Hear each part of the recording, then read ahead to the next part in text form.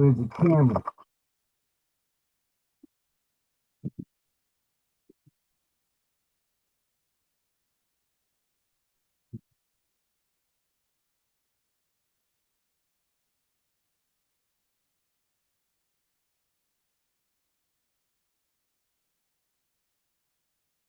Finding what's going on.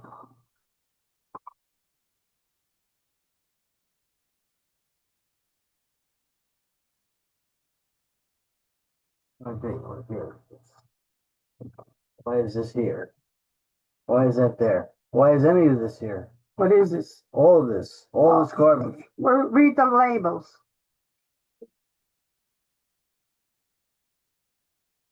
Socks, Walgreens. This does not belong here. It has to be there. Does not belong there. It's all your stuff. Your No, it does not belong. prescriptions. Does not. I'm gonna throw it away. Are not. I'm gonna throw it For away tax purposes, what's the problem? because it doesn't belong there.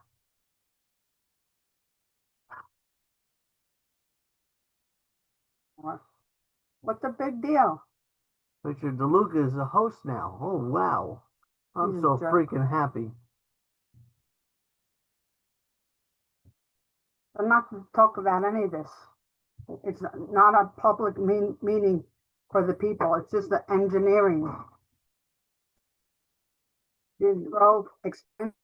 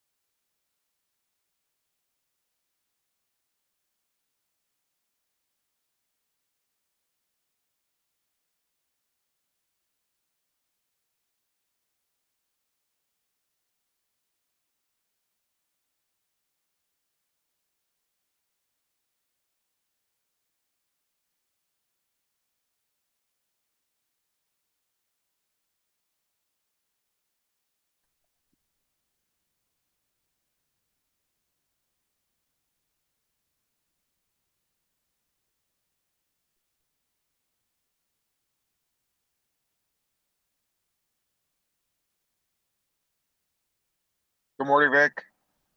Good morning, everybody Good morning, Dean. in the car, commuting. Good morning. Good morning. Okay, we're going to get started. It's 8 a.m. Good morning, everyone. It was a late night last night for some of us, but we're here. So we're going to start the meeting with public comment. If there's anyone who would like to make a comment, now would be the opportunity.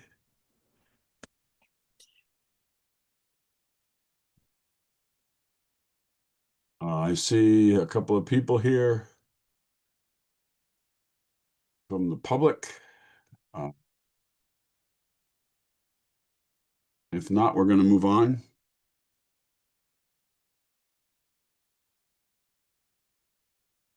Okay. We have a few quick discussion items, and then we'll get into the meat of the conversation today. Scooter parking at the train station, Mayor.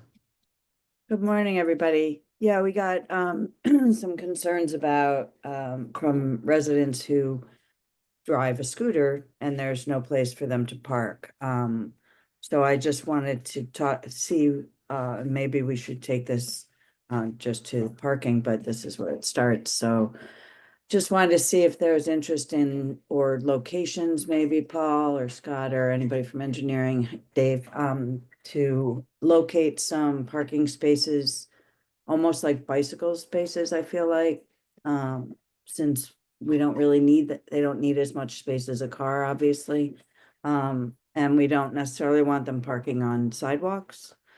And one of our residents got a ticket for doing so. I guess it's something he does. So I think we just need to figure out a location for people riding scooters to the train. Thoughts? There. These scooters, they're actually, licensed to drive on the streets. And I think I'm not sure if DMV looks at them any differently than, let's say, a motorcycle.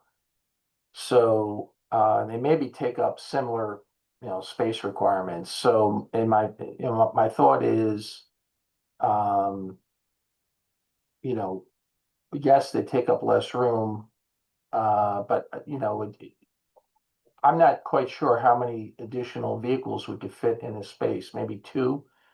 But we do have Mr. McCormick here, and I don't know if Mr. McCormick has any thoughts on motorcycle parking, scooter parking. If, is it common practice, John, to divide up a space? Or is it permitted? I mean, it seems like a pretty logical thing, so it might not be. Yeah, well, good morning, everybody. So when you say scooter, I immediately, Nancy, went to like the little kick scooters, the electric ones, but I see we're talking about Vespa. Yes, especially got a gas motor, John. Well, and Yeah, for so that a matter, Vespa is like a bicycle, right? I mean, it's a bigger, so I think it should park with the bike parking. And I think it can park there. I do know that we need to, or we should look to increase the Bike bike parking. parking at the train station in general. Especially in the summer months, we see the numbers of bikes continually increasing. So I don't know that it should be separate, but I think it does take the same space as a bicycle. So but the bike parking is usually like, isn't it located on this over across the sidewalk? Like, at least on the park side, right? It's there's a pad for bike parking. yeah, There is. Yeah. Yeah, Yes, so And the town side too. You have to go up on the sidewalk in order to access the bike parking. so I think therein lies the rub, right? If we can park them like bikes, then maybe what we need to do is figure out, I don't know if we take one parking space and turn, I don't know. Can you guys We, just, we can look at it, Mayor. All right, Yeah. the only point I was trying to make is that they have a license plate. They reach speeds of, these Vespas reach speeds, as I understand it, over 60 miles an hour. It's not, it's more than just an electric bike. I don't know if it's, and I respect John's opinion. I don't know if they're equivalent. Yeah. no, they're definitely not equivalent, but right now, we're not, it's not about how much space, how fast they go, in my opinion. It's how much space they take and how much space do we need? And obviously parking is a premium. So if we could use one parking space and make it fit like a few scooters, then maybe we should look at it, or we should figure out a spot where we can put scooter parking or change our ordinance if we need to allow scooters to park where bicycles park, even if they have to cross the sidewalk to do so. We're happy to look at it further and give this committee a recommendation. Appreciate it. Yeah, Thank you. also, let's remember that there's a fee charge because, we charge for a car to park there. Yeah. We don't Yeah. charge for a bicycle, but if we're, the equivalent, Vespa, as John said, has license plates and all that, so it's registered with the state, so there should be a fee associated with it too. If we use a parking space, or maybe we need to look at that. There's gotta be some comps somewhere, right, in other towns with train stations. Yeah, we work in Asbury Park, and Asbury at the end of every on-street parallel parking aisle has two motorcycle parking spaces, and I guess that would be equivalent to what we're talking about here with these Vespa Yeah, little, Yeah. little Yeah. electric bikes. So yeah, they take about 10 feet after the last car, and they make two little 5 foot motorcycle spots. That's smart. Yeah, that's kind of what I'm thinking of, if we can. Okay. find- so, Okay. but with that, just so we're clear, this gentleman parks on the town side. We do not have commuter parking next to the train station. We have commuter parking on Maplewood Avenue. So, if we're going to take parking spaces, we need to take a commuter space and convert that to parking. I think there might be an opportunity, Vic, to like find some space that's currently not big enough for a parking space even. And I mean, I wouldn't be opposed to having scooter commuter parking on the village side of the downtown, I mean, of the train station. But I Yeah, think that engineer, opens up a whole nother question. yeah, okay. Okay, so we're gonna have Paul look at this with Dynamic and get back to us. Yep. Yes. Okay, the other thing is commuter permit parking on Maplewood Avenue. When I was at the train station doing some campaigning, a gentleman came up to me and said, there's a stretch of Maplewood Avenue beyond Lenox and before you get to Winthrop, which has, I think there's no parking until 9 a.m., but a lot of people park there and they get tickets. And a lot of them are people in Maplewood. And so if you could take a look at that again, Paul, to see if we can make some commuter parking there, that 6 a.m. to 9 a.m. permit parking only type thing. And his rationale was that a number of he and a number of other families, they're waiting for the Seth Boyden bus to come, and they get to the train station after 8 o'clock. So they need a place to, that just have a little spot to park. So that's what that is. And then Salter Place, when Paul and I were out there working with the students from MMS about the traffic calming, we ran into Hank Zona because we're dealing with Hank Zona's property to do some to install something there. But anyway, there seems to be a situation where we have some 5 foot encroachment on driveways. So the request is to ask Paul to take a look at that between Maple and South Mountain to see if we could add that to the 5 foot driveway. And then if so, just to go through the normal course of sending a memo and all that. Committeeman Okay, Paul. DeLuca will certainly look at all three things and will provide a recommendation. Okay, thank you. I'm just going to ask everybody to remember to mute themselves. I'm trying to mute you as I see you if you're unmuted. But please mute yourselves. Thank you. Okay. Whoops. Don't want to do that.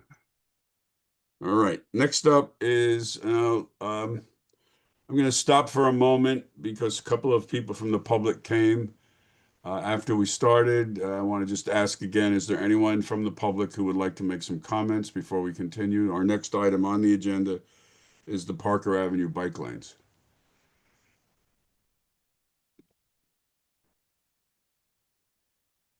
Okay, seeing no one, we're going to move forward. So John, you're representing Dynamic today? Okay. Yes. So just so we're clear about the schedule, we're discussing it today. We have a public meeting scheduled for June 24th at 7:30. That's a Zoom meeting. We have our next engineering meeting on July 9th, and that's to give us a chance to What? Right there, the watch right there in front hear of you. from the No, the public watch. meeting, No, it's and not then the we have watch. our township committee meeting on July 15th, and that is a decision day to proceed or not to proceed. I see someone on iPhone wanted to say something. You have your hand raised? Watch right in front of you.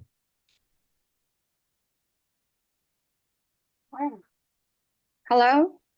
Yes. Hi, this is Carmen Morales on Parker Avenue. Okay. I was just wondering, will there be time for comments at the end of your presentation? Today? Yes. I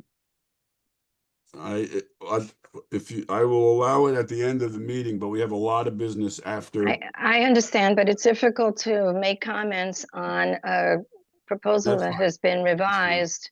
And I don't want to waste your time or my time asking questions that you will answer throughout the meeting. So if I have to make my comments now, I will. No, it's okay. You can wait till the end. Thank you. Okay. So having said that about the schedule, John, Patrick gave us a view of some of the changes at our last meeting. There may have been a few more. I'm not really sure, but I'll let you give us the most up-to-date proposal that you all have. Okay, good morning, everyone. And I have Matt Borella with me. Matt was our design engineer for the project, so Matt is going to share the screen. Okay. It's my understanding there haven't been tremendous changes since the last EPW meeting.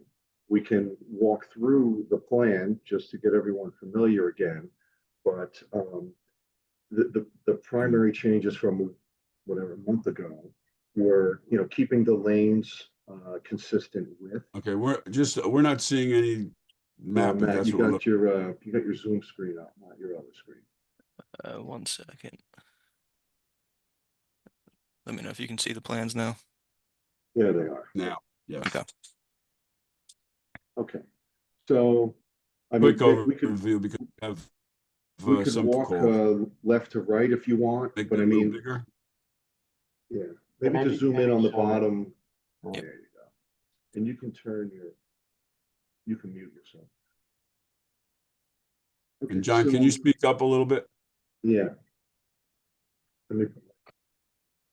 Okay, so, I mean, as you see, the western part of Parker is, bike lanes from Maplewood all the way through past Columbia. And the lanes are about 11 foot wide. We're trying to keep those lanes consistent in width. I know that was part of a concern at one point at one of these meetings. The bike lanes, I have to be a minimum of 5 feet wide. So they are at least 5 feet wide. In some areas, they get a little bit wider. John, Matt, I'm sorry, just to be clear, I think the travel lanes are, correct me if I'm wrong, from Maplewood Ave to Valley, excuse me, I think they're 10 feet wide, right? That's travel correct. lanes. That's correct. yeah, there's a few spots, and this is one where we have to go to 10, but in general, we're trying to keep the 11s with the 5s as our minimum. Matt, why don't you just scroll through the sheets and zoom in maybe one more click? As I said, there was some traffic signals where we have the bike lane crossing. We introduced some enhancements. You see the bicycle boxes, which are those green bike boxes in front of the car stop line. You also see the enhancement in the bike lane markings, the little green underneath the bike lane. You also see the bike lane extension lines through the intersection. Those are also colored green. So where we have high volume, high activity, signalized intersections, or high right turn movements, we did install some of these enhancements to further increase the visibility and prominence of the bike facilities. Matt, you can keep sliding.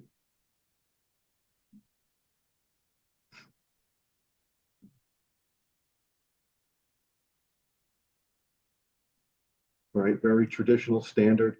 This is out in front of Columbia High School, which I know is a topic on the agenda as well.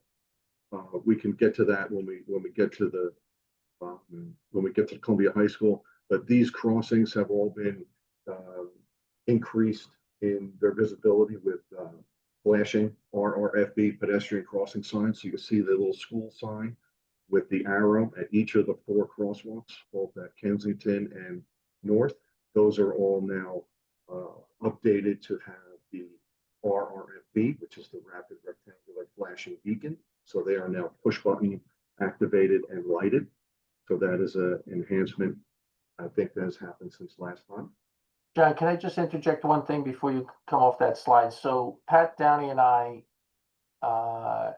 you know, at the interest of some of our committee members' request, met early in the morning for the school drop off. And I think we gained a lot of insight from doing that. And, you know, I think some of the plan changes, that you see in any going forward, are really going to be pushed to try to reduce some of the chaos and havoc that exists now out there. So we're going to try to make it more orderly, make it safer, and that's really what's driving these improvements. The rapid flashing beacons, they're expensive, but I think in this location they're essential.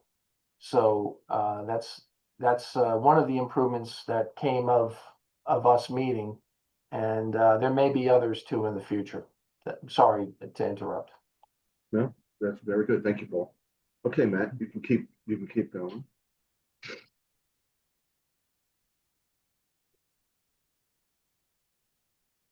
Right, then once we get past Columbia, we get into a very consistent cross section, if you will. Again, you see at Prospect, the traffic light, for the enhancements, and you can just keep scrolling that. So, Vic, I mean, to be honest, the changes haven't been tremendous since the last time. I know there's been just a lot of the township meeting with the residents, understanding their concerns.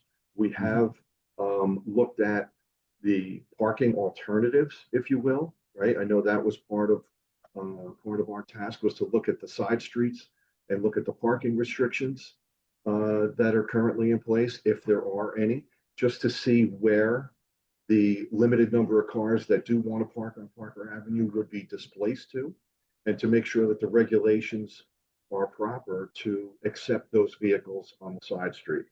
And Matt, why don't we, Vic, if you'd like, I could jump to that parking slide, which I think is maybe more current piece of information. Okay.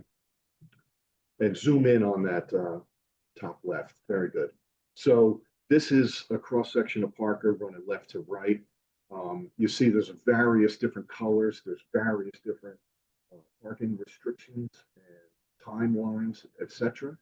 So the blue that you see, the fine line blue, is all like a restricted parking for a couple of hours around the morning time, just so that we don't have school kids and commuters or anything like that parking on those residential streets. So you see the red bubble overlays. Those are the overlays of the areas we would suggest they get the permit type parking, so that any resident in and around Parker that needs to park on the side street can do so, even during the 2-hour restriction. Now, again, we'll have to talk. You see zone 5 and zone 34 and 35 and 4. Those are the zones in and around Columbia. So we're going to have to look at those, because there might be different regulations or different changes or different treatments we might introduce in and around Columbia, just for the sake of the Columbia drop-off. But essentially, we took a look at all the parking restrictions and made sure that there was a place for any and all residents on Parker that wanted to park a car on the adjacent side street, that they would be able to do so. So, Matt, you can just zoom out just a touch. So, again, remember, we did the parking demand recordings, and we did identify a relatively light parking demand in the first and second sections from left to right. As you recall, we did see a higher demand for parking over to the east side. And that section is where we have changed the plans to maintain the parking and introduce the shared lane marking. So just looking at this map from left to right, 2/3 of it is bike lanes, no parking, with parking accommodations on the side street. And then the easternmost side is no bike lanes. And John, can you go share it. to the other map in front of the Jewish Center? We made some changes there also. Oh, sure. Yes, the Jewish Center is another, it's like a 1 block or a half a block section where that's between the Burr and Highland, Burr and Burroughs. Thank you. Where we maintained the parking, and you'll see the little shared lane marking, the little sharrow in the road. So because of the concerns about the drop off and pickup for the Jewish Center, that block has been converted from a bike lane block to a sharrow block. And John, just to be clear, when we say that block, just the north side of that block, the south side still has the dedicated bike lane. That's correct. And you can see the little the dedicated bike lane symbol up by Highland Avenue. So that is a dedicated bike lane going east. Yeah. And Matt, while we're on this, we'll just slide further east. And let's just get into the blocks where we maintain the parking. Just one more thing, John, on that. We asked you to do a four-way stop analysis, I believe, a little further down to the right. I don't know if it was Union or I'm not sure which one. In any event, you came back and said that really didn't warrant a four-way stop. Right. It's actually this Highland Burroughs Way was the second one. Okay.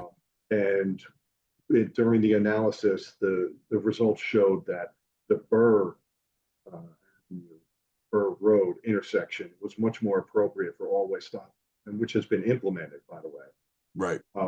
The Burroughs Way was not the most appropriate, especially considering that there's crossing guards and all of these enhanced signs. Just when you look at traffic patterns and pedestrian crossings, Burr was the more appropriate spot than Burroughs. So that's what our report said a couple months ago. And again, Burr has been implemented, and I believe successfully. I've been hearing favorable reports on that operation. Yes. Okay, and Matt, if you would just slide down another sheet or two. Maybe one more sheet. I just want to show you the section. This is the section east of Boyden, where if you scroll in, Matt, one click, where the bike lanes have been removed, or the parking remains, I should say, and the shared lane condition, the little sharrows in the street. So this is where we did see, the small commercial pocket here, there's a park, etc. We did see a little bit of an uptick in the parking demand on Parker. While originally we had ideas on how we could handle that, I think it was the consensus of the town, the residents, etc., that this section would benefit from maintaining the parking and converting the bike lane back to a shared condition. So that's what you see in these couple of blocks. So John, it looks like we're doing some enhanced striping at Orchard, or is that exists now, right? It may exist in some form or fashion, but that is obviously it's going to be new striping, as that's our daylighting striping plan, so that cars exiting Orchard can see and that no one parks up to Orchard, so there's no blocking of the sight lines. So that's a very traditional intersection daylighting treatment. That, yeah, it's very clear to see it on this, Mhm. just because the parking's there, so we can stripe out that shoulder. So, you know, those are some of the highlights. And I can, you know, we can answer any questions, but I know it's Can you really, stop, Matt, can you stop sharing? So I wanted to, John mentioned the parking. See if I can get up what I had there.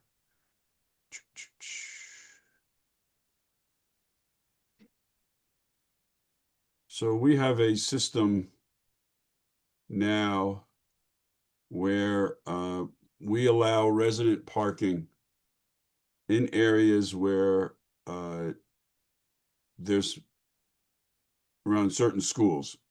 We call them residential parking passes. So you can see all the homes, or all the streets rather, where we allow residential parking. It's a free pass. It allows residents to park, even though there are some restrictions. As we heard, there are restrictions on some of these side streets. So we would add Parker to this and work that out. The process is, let me find that if I can for you. The process is that there's an application that gets filled out. And this is the application. And this is all online. There's, you know, there's needs to be proof of residency, all this stuff. And then you just fill out the form. You put an address. Just jump in here. Here's just a fake address. Then you do a new. Then you can, then to ask you, that gives you applicant information. You got to fill it out. Then you add your car, then your type of pass you want, and then it's a 0 fee. So we have all this stuff, this infrastructure here. It would just mean making this applicable to Parker so that folks on Parker would be able to park on the side streets. So we would work with, you know, if we're to move forward with this, we would work with the residents to make sure that that's a process that they understand and that the clerk's office understands that people on Parker would be getting these permits. They're no longer hang tags or stickers that go in the car. They're license plates. So, and there's no restriction. If you have 2 cars, you can get, you know, you can register 2 cars. If you have 5 cars, you can register 5 cars. We're meeting tonight in our public safety committee with the chief. We're going to have a conversation with the chief about how they enforce that, so we understand, you know, exactly how the license plate enforcement is done. We'll also be talking to him about tolerance of parking for things like UPS trucks, DoorDash, mail trucks, all kinds of things like that. So we want to make sure that all those are still eligible to park. If someone's paving their driveway, typically you have to have trucks nearby, trailers and stuff like that. So we have to talk about a process where that, you know, that will be accommodated. So those are discussions that will continue to go forward. And then everyone on Parker will understand how to maneuver if in fact we do install the bike lanes. So at this point, I think um, we've gotten all the information that we have. So I'm going to ask the members of the Township Committee if they have any questions or comments on what you've seen and heard.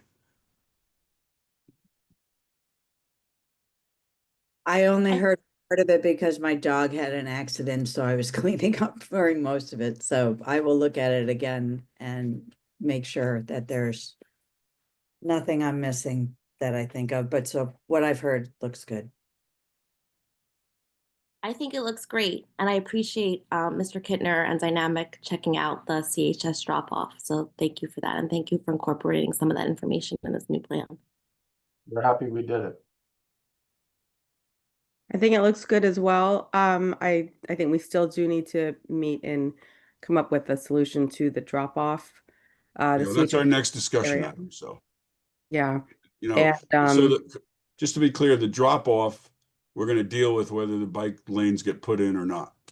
So it's, you know, it's gonna be obviously, if we put the bike lanes in, it'll be coordinated with whatever we do, but right now, let's just focus on the bike lanes, understanding that we're gonna come up with some kind of new framework for traffic around Columbia. yeah, absolutely. Um, I understand the rationale behind the Sharrows beyond Boyden. I just kind of would like to, you know, I'd like to see the bike lane continue, but I understand that rationale. And I think the information provided by Dynamic was really great, especially all of that, the parking restrictions, understanding how that looks, you know, and the more we can make it clear about what, you know, what the process is, if you need a car, you need a delivery, that sort of thing, I think would be really helpful. So thank you for all of this work and for the presentation. Okay. Patrick, we've put together a letter that will be distributed door to door to all the people on Parker. Could you talk a little bit about that? Yeah, like we've done in the past, we have a letter that will be delivered today to all residents along Parker from for the entire stretch. That announces the meeting we have coming up in 2 weeks. We will also start this week on doing a media campaign. It'll be in today's email newsletter to residents. We'll run it in next Wednesday's email newsletter, and we'll do at least 2 social media posts about the meeting prior to it. Okay. So if there's no other questions from the township committee or staff, anything, Paul, Dave, Scott, anything to add? No. I think the focus, you know, that we've pushed forward was just the drop-off area on Kensington and North Terrace and, you know, dealing with those issues. I think that's the next item, but. Correct, yeah, okay. All right, just to check in, Paul, do we have somebody here that's gonna be talking about DeHart Park, right? Yes. Okay, because they were gonna come at 8:30. Just want to make sure that we're understanding that. Okay, Here.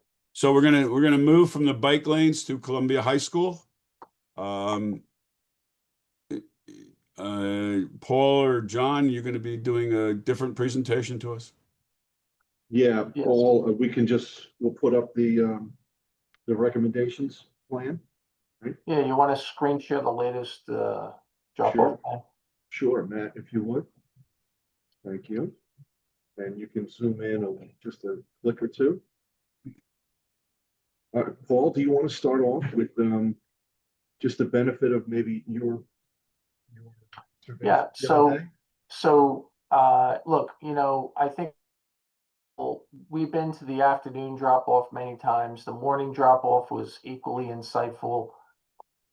You know, one of the things that stuck out is the need for a police officer at North Terrace, you know, to direct traffic. You know, I think that speaks volumes in terms of, you know, how that intersection is functioning now. The fact that we need an officer. So, you know, it's certainly one thing that Mr. McCormick and Mr. Downey and I, my department, we're going to focus on is trying to improve that intersection. And not all of those improvements may actually be shown on this plan. We're going to try to present that on the 24th.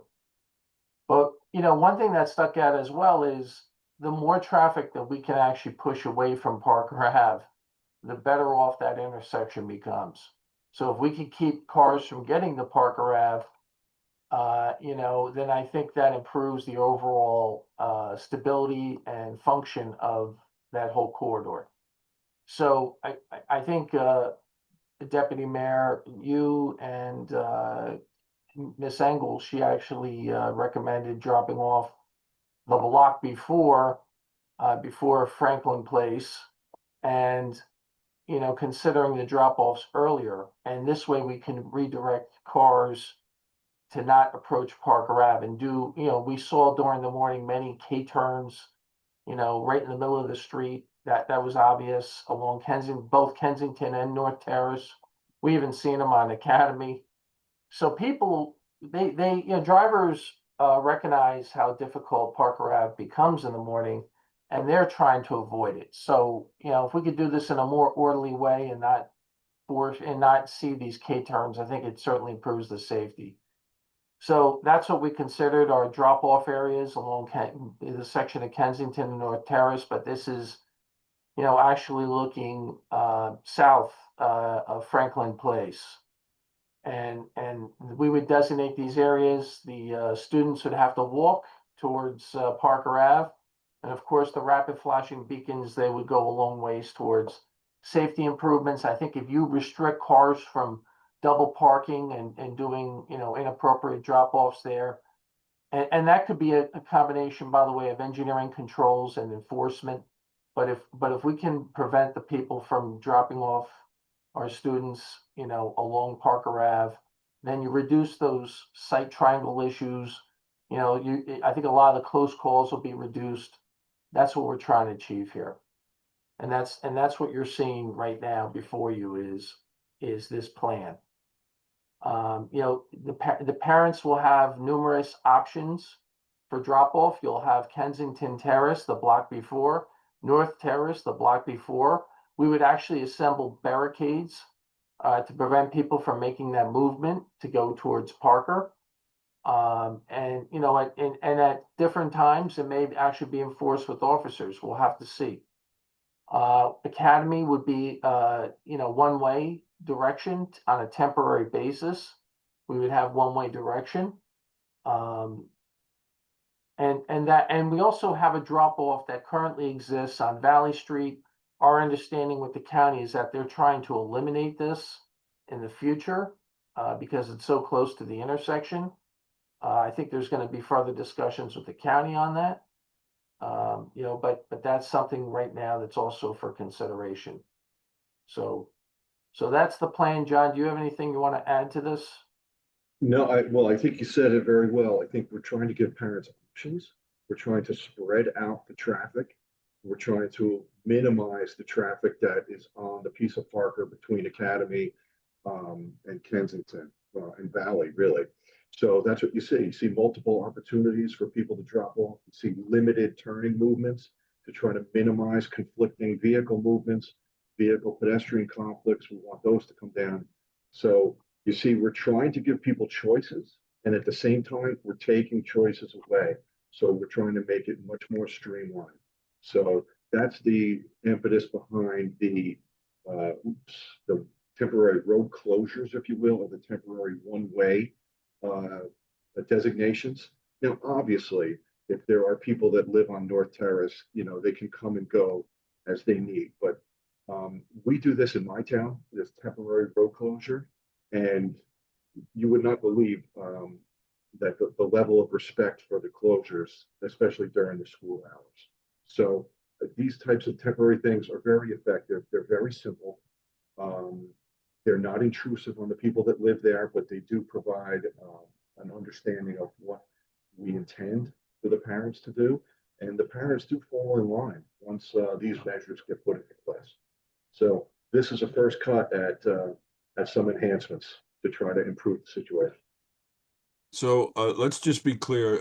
I also spent about 40 minutes there last Wednesday morning over at the Kensington area there and watched what was going on Parker, of course, but really watch what was going on in Kensington, which is a nightmare with K-turns and people, just stopping wherever they want and stuff, and then trying to make lefts. So with this proposal, there'll be no left turns onto Parker from Kensington or North Terrace because it's one way off of Parker.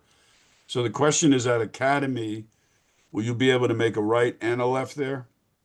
Yeah, Academy wants to be one way towards Parker just Right. because of its the sidewalk adjacent to the school. It's where the buses and some of the other parent activity happens. So yes, that unfortunately Academy is the one street that's still coming towards Parker. And Right. yes, you would allow lefts and Okay. rights there. Well, And I think that's helpful because there are people who go on to Parker, drop off, and then use Parker to access Valley or the other side of town. So having some ability to, say, go down Beach or one of these others, or come up Hickson and drop off somebody at Academy and be able to make a right or a left onto Parker, I think is good. Plus, we have a police officer there, so they can do the any kind of traffic control.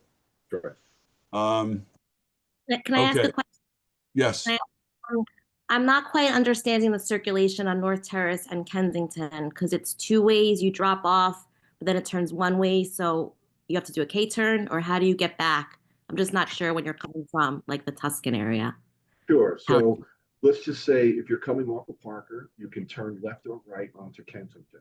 No, if you're coming off of Oakland, let's go from Oakland. If you're coming down Oakland or up Oakland and you're making, like if you're coming from Prospect, make a left on Oakland, and then you're making like a right on North Terrace or a right on Kensington. Okay, so that's why we're leaving, if let's say North Terrace, you can go Franklin to North Terrace away from the school, or you can use North Terrace and then you have to make a right onto Franklin. We don't want anyone to come up all the way to Parker. We want basically the block between Parker and Franklin to be a one-way away from Parker. Right. So if you're coming from Oakland, you make a right on North Terrace, you make a right on Franklin, that's the loop. And if you're coming down Kensington, you make a left on Crowell, and that puts you on Valley? Yes. Okay. Yes. That's why we extended. At first, we started with the blocks between Parker and Crowell, or Parker and Franklin. But in order to restrict the movements going out to Parker and restrict the K-turn activity that we saw in the first block, we had to extend it to the blocks down to Edgewood. So that's why you see this opportunity down here between Franklin North and Edgewood, and again from Crowell to Kensington Edgewood. That's the exit valve for those moves. And what happens with Crowell, like that hits Valley and there's no light there? Like I'm just curious, like I understand from the South Orange side of Parker how this works, but from the other side, people coming from College Hill or Hilton, I don't know directions, as Mr. Wary knows, but so that was why I was asking. So I'm just curious. I'm not 100% sure people aren't going to still do K turns on Kensington if they're locked in on Crowell and have to make a left on Valley there. So if I might chime in, what I personally would do is I would drop off at Edgewood. I would drop off before Edgewood Place and use that as my exit valve. I wouldn't take Crowell because then I'd have to take a left on Valley and that would be impossible. So I think that Miss Engel has a good point that there are still going to be people trying to do K-turns right at that barrier at Kensington. So I think we need signage up there, and I think that we need to talk about like those signs that say like no whatever and has a fine with it. Maybe we need to talk about something like that to really like get it into people's heads that you can't make a K-turn. That's just not safe. You can't do that. And the other thing with signage is I think all along Parker Avenue, I was driving by Seth Boyden, and in the morning they have all these signs like completely in front of the school that say no idling, no drop off. And I think we have to do that. And I completely agree that it's an eyesore, but it may be something that we need to do temporarily to really just get the message across. You can't do that. So those are basically my two notes. I think with regard to the Academy Street, as long as you have an officer there directing traffic, I think the left turn is okay. But you have to have that officer there. That's the only way the left turn works, because that intersection is crazy and the officer is directing the kids and directing the cars, but is absolutely necessary for that turn and for that to work. Right, but remember at North Terrace, we're eliminating the cars coming out, which is also a problem for that officer. Right. So that'll make it much better. Right. Yeah. And just one more note about the barriers. I think we need to put the signage like we put on MMS because that really helped the MMS situation. People stopped trying to pass them. So I'm just Yes. noting that. Yeah, yeah. So, I have a I question. think, West Orange does the same thing, Malia. They have, in front of their high school, they have signs clearly you cannot drop off.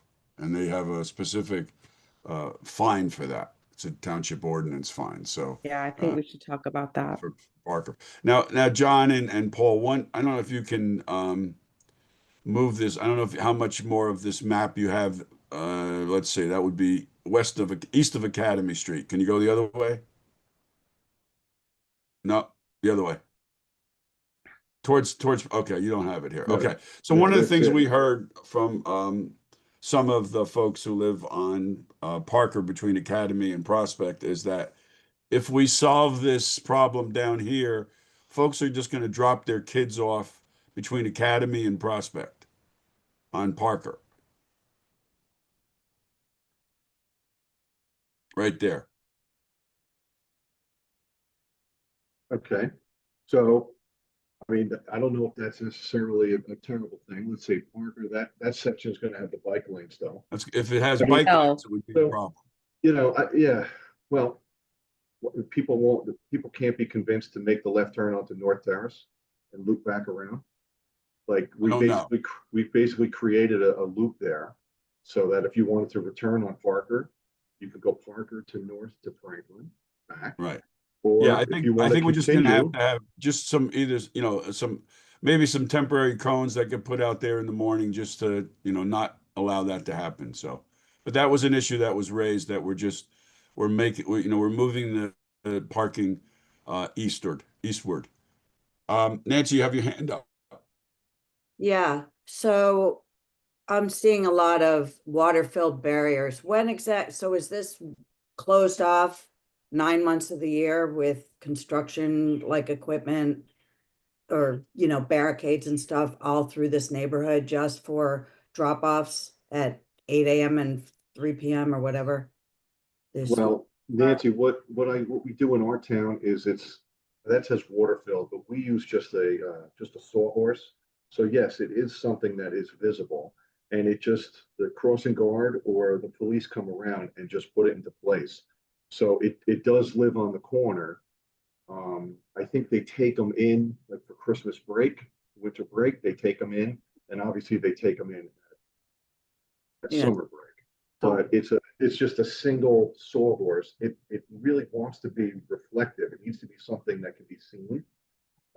Because sometimes there's, morning and afternoon in the winter, it's darker. So it's not very intrusive. Let me see if I can pull up a picture.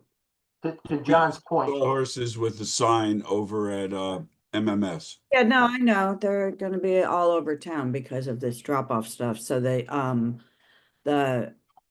literally every year I have to call the police in like the end of June after school's over or even into July to get rid of the barricades on Harvard, to get rid of it's not how it operates. It operates where they're knocked over in a storm basin or they're just, constantly barricades in the neighborhoods all year round and knocked over and it looks terrible. So be nice if there was a better solution.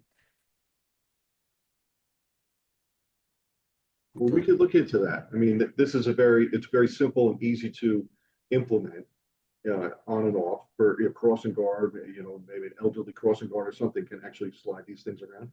But we could look for something that doesn't look as temporary or as construction-y for its implementation. So our MMS students have invented something. We might be able to use it here. So I'm serious. It's just something to think about.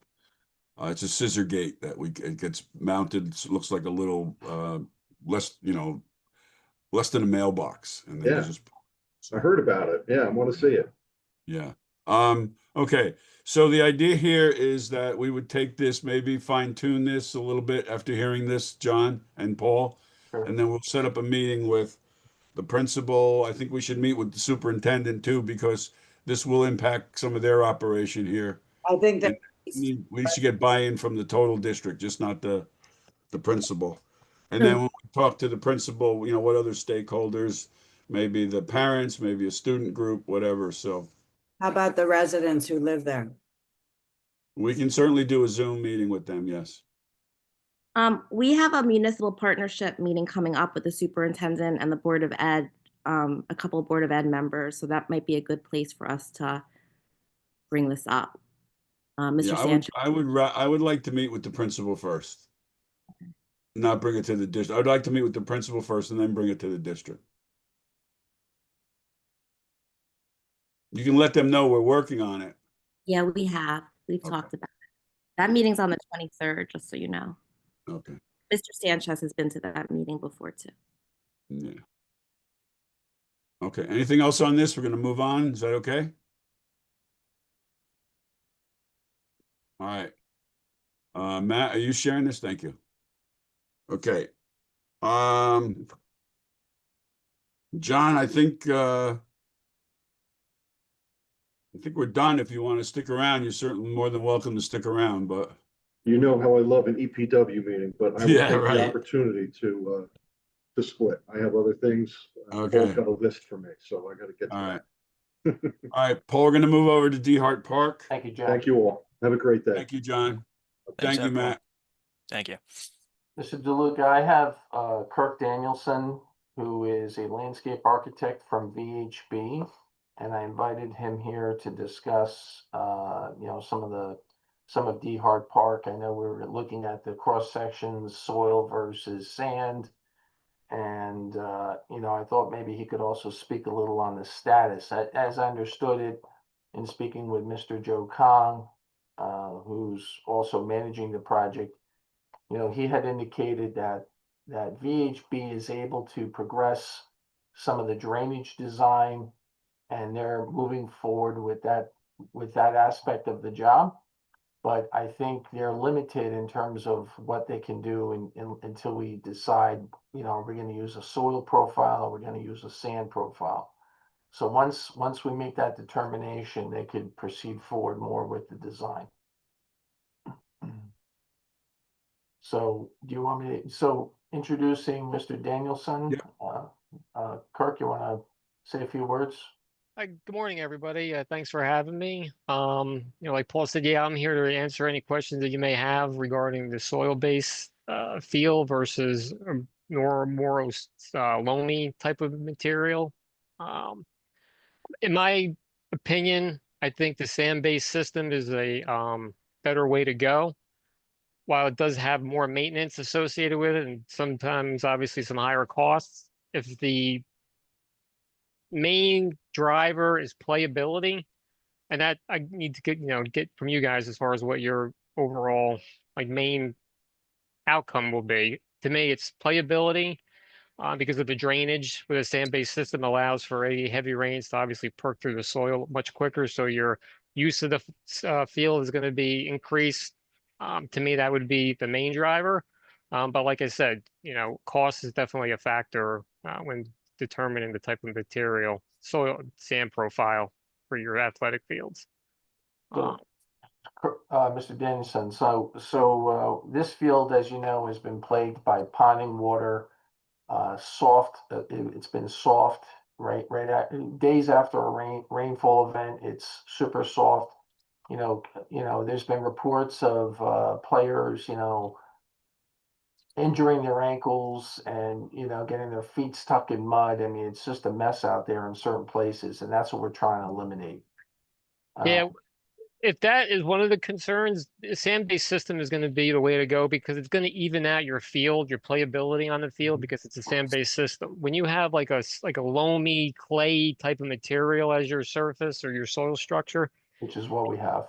When your cleats are turning and you're going to pivot, you're going to create movement in that soil that's going to over time, kind of mound up, and it's not going to stick, or it's going to stick and it becomes problematic with your playability. With a sand-based system, it's evenly distributed, and as you're maintaining the field through aeration, during the course of the season, you'll be able to kind of more easily even those divots or those mounds out. Where in a clay, I'm going to call it a clay-based system, it becomes a lot more problematic and a lot more difficult to do that. So that's just another benefit of the sand system where, like I said, the playability is much more improved, and um, those issues that you're describing are much less frequent. Mr. Danielson, so you talked about the sand requiring more maintenance, but if a clay-based system, is creating divots and becoming a problem there, doesn't that contribute to additional maintenance requirements? 100%, absolutely. More overseeding, more attention Fine towards grading. divots, fine grading. Yep, yep, So I think, absolutely. so is it fair to say that even though a sand-based system may require some additional irrigation and some additional fertilizing, when you're looking at the overall picture, it probably balances itself out because of the extra attention that's required for the soil-based system? With respect to that, completely agree with you. I think the one added benefit to the sand-based system, again, is the playability. You're going to be able to use those fields longer, more frequent, because it's all about moving that water through that system. And with a sand-based system, that water moves vertically, which allows you to be able to use your fields longer, scheduling better. Um, so in my opinion, that's why the sand-based system is, even though there's much higher or much more in terms of maintenance, where you're saying it balances out with a regular system, 100% agree. I think it's the playability is really the kind of determining factor to go with a sand-based system, if that makes sense. And I know in talking with Joe Kong, VHB's been advancing the drainage design. Have you heard any updates on that? I know they're moving through it. I have not heard any up-to-date status of that project, but I do know they're working on the drainage. They got that pretty much figured out. They're working on the construction drawings and really kind of finalizing the design. But knowing what system you guys want to pursue, I think is really kind of the critical answer that we need to kind of wrap it up. The one thing I'm trying to do is organize a meeting in the next 1 to 2 weeks. I want to walk through the park because we talked about passive uses and other uses for groups more than just Cougar Soccer, for example, or any of these other organizations. Right. Just for our residents, and I like to kind of hone in on that in the next 1 to 2 weeks and try to get that design finalized. I'll probably invite certain committee persons and also probably the rec department director to maybe walk through with us and our administrator. So hopefully you're available. You can give me some times and dates and we can organize that meeting. Yeah, that would be fantastic. And just a little bit of my background. I've been doing this for 28 years. I've done many, many, many, many parks throughout the entire state. So I'm here for you guys to bounce any ideas you may have off. I'll give you um, my opinion on what I think works and doesn't work based on, parks in my community that I've designed and, throughout the state. And, I'm here to help, here to guide in any way that I can. So I look forward to that meeting. That'll be fun. We have a pretty heavy agenda, so I don't think. Yeah, so let's, well, I want to get to get a decision here. So, Okay.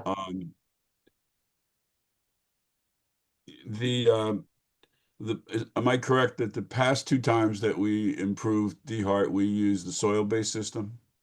Yes. Okay. So this is something different. Yes. Okay. And you talk about playability, that is a major concern.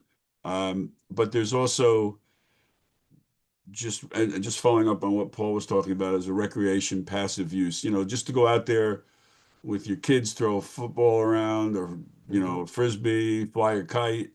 Is there any difference in that experience, sort of that passive experience in a sand-based versus soil-based?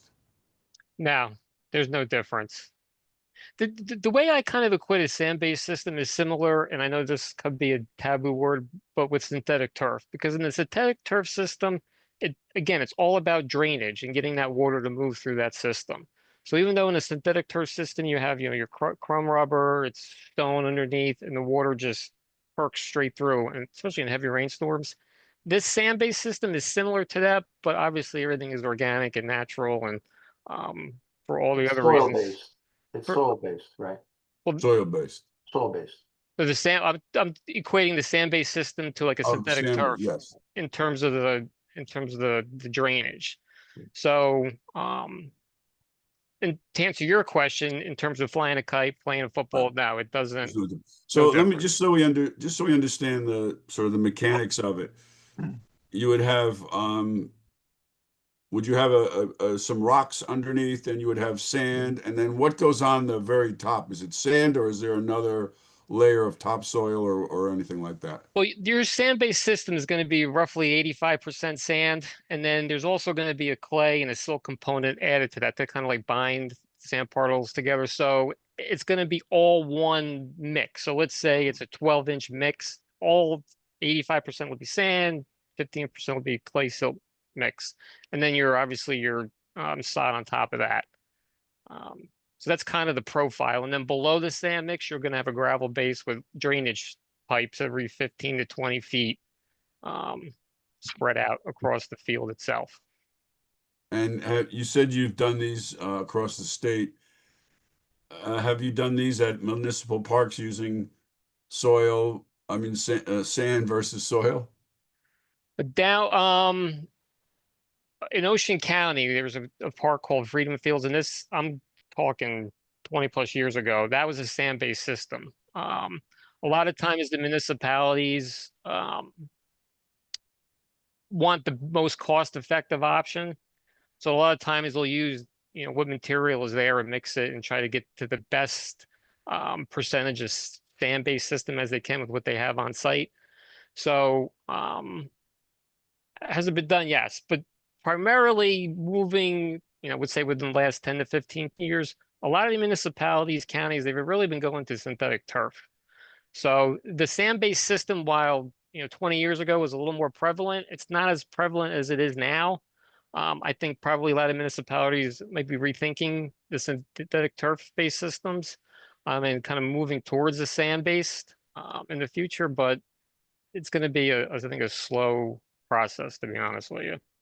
Because what they're concerned about, like, with a synthetic turf system, and you can have multiple sports on the field, scheduling is much easier. Maintenance isn't as, while there is maintenance to a synthetic turf field, it's not as intense as, let's say, a sand-based system or even a soil-based system for that matter. So that's why I think a lot of the people, in the different municipalities are going that way. But again, others, they don't want to, entertain the synthetic turf system. That's why they go to the sand-based. Kurt, the township has entertained that in the past, and we've voted that down. So we're moving forward with that sand-based system. Okay. Which So I let think me is a ask, good idea. just the members of the township committee, you have any questions on the soil sand? Yeah, you mentioned that the cost with the maintenance of the sand-based system is higher. What should we plan on? And is there special training, which I hope we do, to have our Department of Public Works be able to maintain this field properly so that it functions the way it's meant to? Because that's part of the issue too. We've had sprinklers that go on when they shouldn't. We don't have people maintaining it the way it should be properly maintained. So the cost and the training, could you speak to both of those? Well, as far as the cost goes, I mean, you're going to need, obviously, there needs to be more aeration, irrigation, fertilization. You're going to need to overseed at certain times of the year, aerate certain times of the year, 2 to 3 times with the aeration. There are some pretty good maintenance schedules out there in the various universities that I think are definitely applicable to this type of facility. So I think if you follow that in terms of the scheduling of when you need to aerate, when you need to fertilize, when you need to do a core aeration versus a slit aeration, where you need to reseed versus when you don't need to reseed. I think if you follow those guidelines, you would be in pretty good shape. As far as the soil itself, in terms of with irrigation, like you need to test it where you can get a soil probe just to put in the ground to see what moisture content is, and then if it's low, then you just need to increase your irrigation practices. It could be more frequent, longer periods of irrigation. So in terms of the maintenance, there really probably should be a few people who need to be trained on, the scheduling and what to do, how to do it. So that's part of your added maintenance costs, is just to get somebody up to speed on the proper, um, maintenance of the field. The other thing too that's important is the construction of the field. So when it comes time to, install everything, you really need to kind of hold the contractor accountable to constructing it properly. Because if it's not constructed properly, then you're going to have problems down the road, which you obviously want to avoid.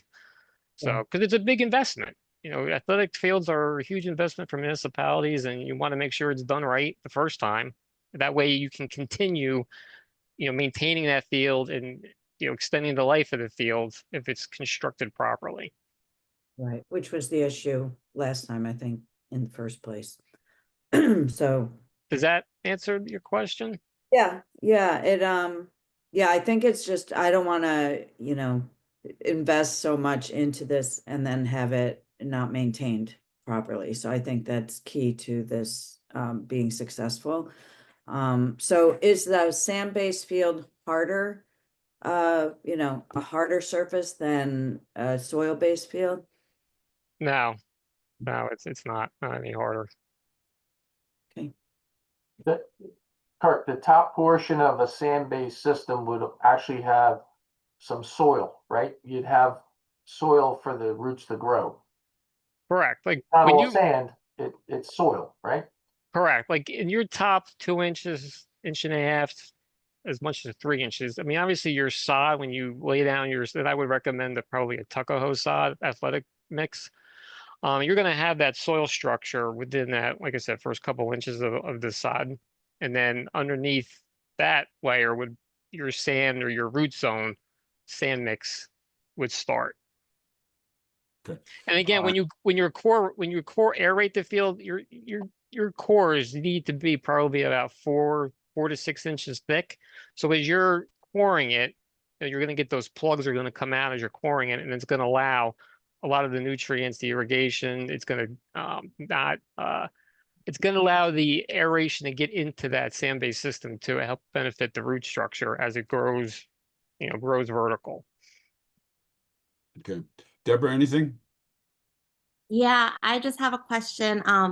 Paul, have you talked to Mr. McCoy and Virginia Lamb and Rich Wenner and Jonathan about all of this stuff? Like, are they into sands? I know that they all have so much knowledge around this, and I'm just curious about their thoughts. Well, I mean, I've had many conversations with Mr. McCoy on DeHart in general. I've met with, I've spoken to Rich before, and his wife Jane. We've spoken about that. I know they're proponents of soil-based systems. I think part of the problem is when you're talking about a field that's the size of DeHart, it's actually in an ideal situation, a soil system may work, but the problem is it's difficult to physically build it because of the size. You need large equipment. And when you introduce large equipment to actually get a project like this done, it has a tendency to compact. And even if it was built perfectly, it's not going to drain like a sand system. And that's been our problem. We haven't had the stability of the soil structure because it's composed of a lot of clay, and clay has a tendency to hold moisture. The particles are so small that they hold the moisture, and the moisture never doesn't leave as readily, as opposed to a sand system. So, looking at this, the research I've done, the sand system is the way to go, in my opinion. It's all about drainage. It's all about water and drainage. Like that's the key to like having this system work properly. In my opinion. We've tried the soil system twice, and it hasn't worked. And I'm not saying it was Okay, constructed so properly.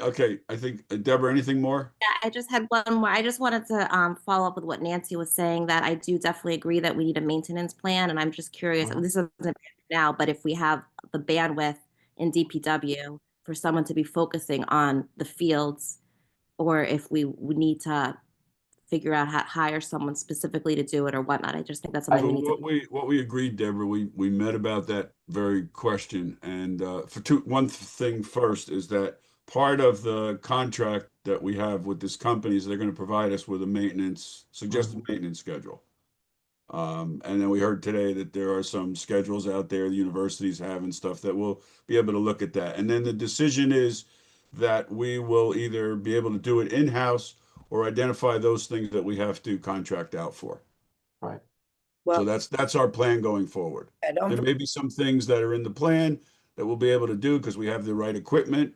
And there's some things we don't have the right equipment for that we'll have to reach out to do that. And that'll be a decision once we see the plan, once we understand, our capability and what we need to supplement that.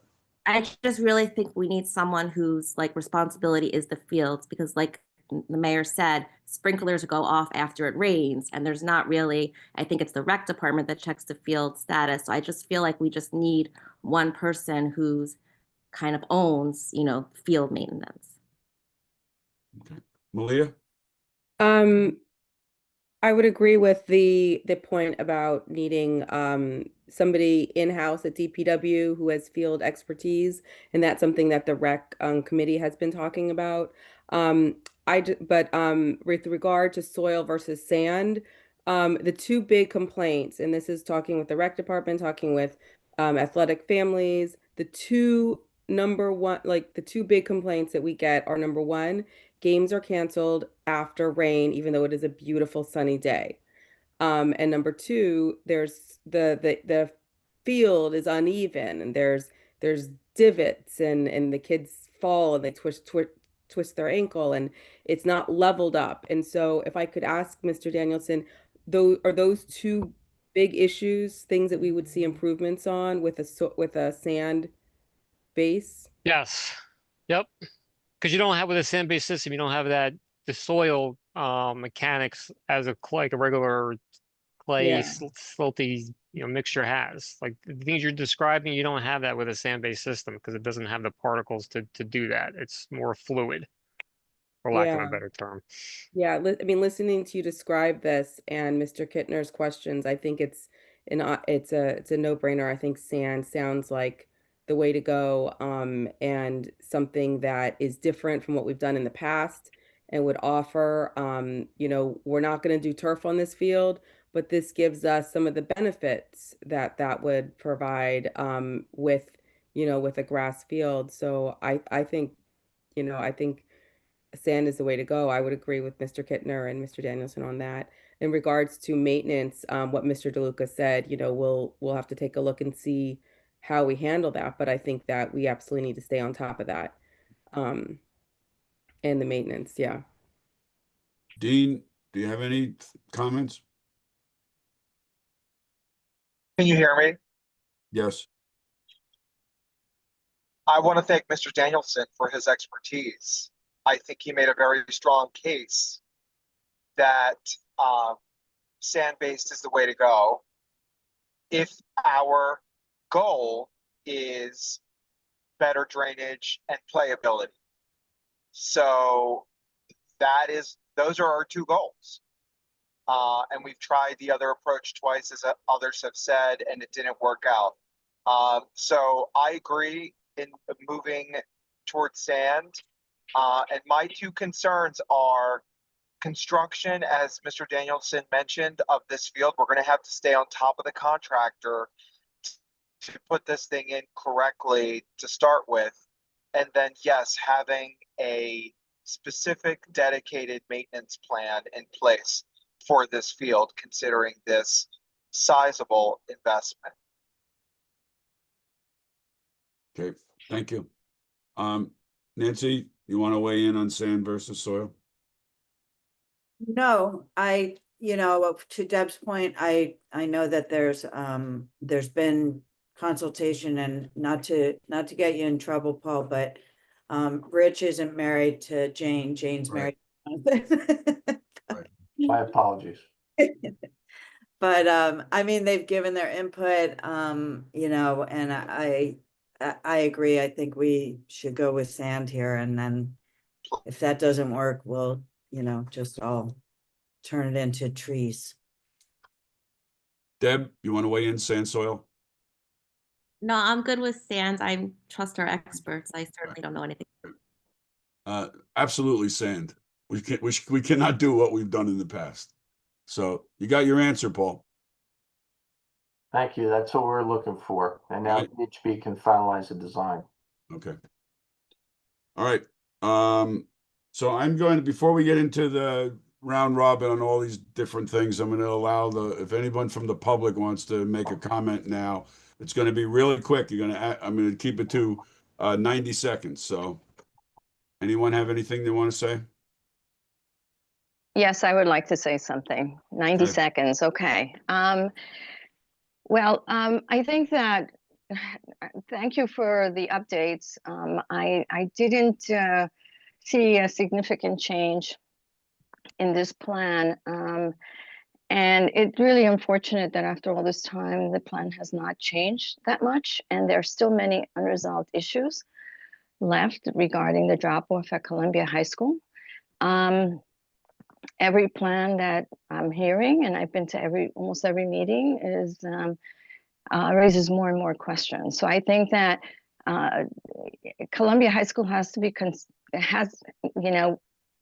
school ends very soon. The PTA, the HSA also should be consulted because this affects them as well. And I didn't hear anything about their involvement. I'm happy to hear there will be a police officer on North Terrace. There is one on Kensington, but they have to be a little bit, and I hate to say this for Maplewood, but a little more aggressive with their traffic controls, because sometimes they just let, as long as there are kids on the street, they'll let the kids cross and then everyone's on their own. I do this almost every morning, dropping my husband off at the train station. I didn't hear much about implementation of traffic calming measures on Parker, except for the narrowing of bike lanes of the lanes with no barriers for bikes. Now, I do want to speak just quickly about the lane width on Parker Avenue. Based on your own maps, the widest street is the one that you are allowing shadows on. The area between Boyden and Valley is 31 feet. And again, I was looking at your map, and from Valley to Maplewood, it's 30 feet. Now, if you're thinking of, I don't know where the 11 feet lanes are, unless you're planning to minimize the bike lane to 4.5. Right now, you have these, I'm assuming there's going to be 11 and 11, the map doesn't add up, right?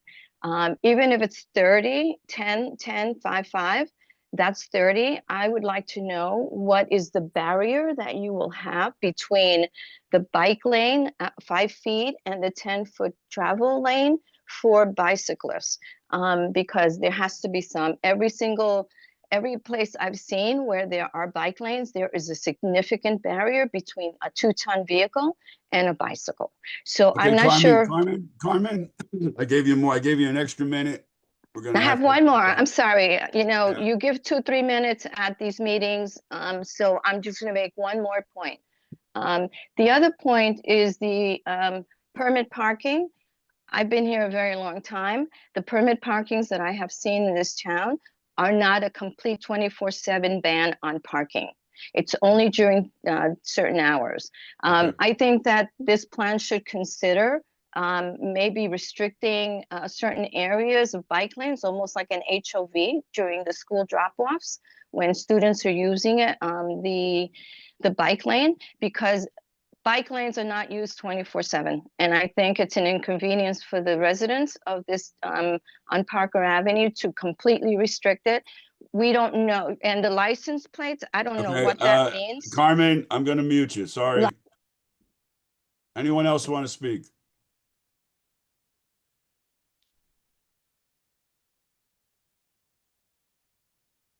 Okay. Paul, public buildings. Thank you, Mr. DeLuca. The police building, Victor, Mr. Danielson need to stay? No, unless he wants to talk about all the rest of the stuff we do.